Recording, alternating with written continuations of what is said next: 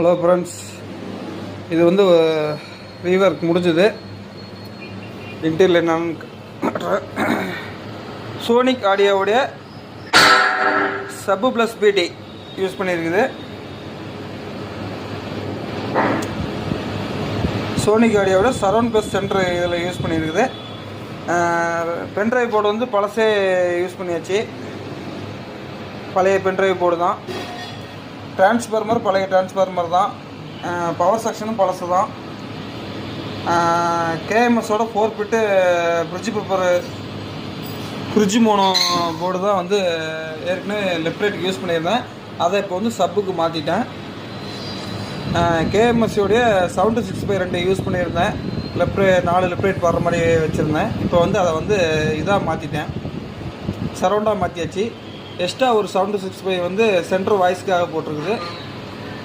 சக்தியோட 4 பிட்டு ஸ்டீரியோ வந்து லெஃப்ட் ரைட்டாக மாற்றிருக்குது. இதில் வந்து பார்த்திங்கன்னா ஃபேன் வந்து பார்த்திங்கன்னா ஒரு ஃபேன் வந்து பழைய ஃபேன் தான், 12 வோல்ட் ஃபைல் பழைய ஃபேனு. இந்தாண்ட ஒரு எக்ஸ்ட்ரா ஒரு புது ஃபேனு. சேர்ஸ் வந்து புது சேர்ஸு. பழைய சேர்ஸ் வந்து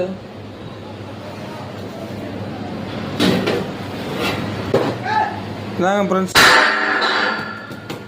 பழைய சேர்ஸ் இதுதான். இது நம்ம எடுத்துட்டோம் எல்லாமே.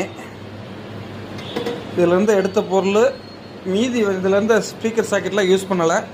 சுவிட்சும் யூஸ் பண்ணலை. அதெல்லாம் புதுசு போட்டாச்சு. ஒயரிங் வந்து நீட்டாக பண்ணியிருக்குது.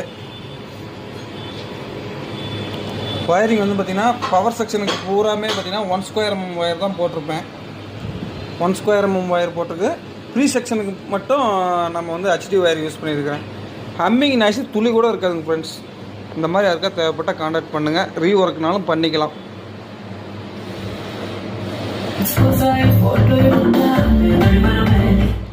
ரொம்ப ப்ளே பண்ண முடியாது, காப்பிரைட் ஆகிறதுனால.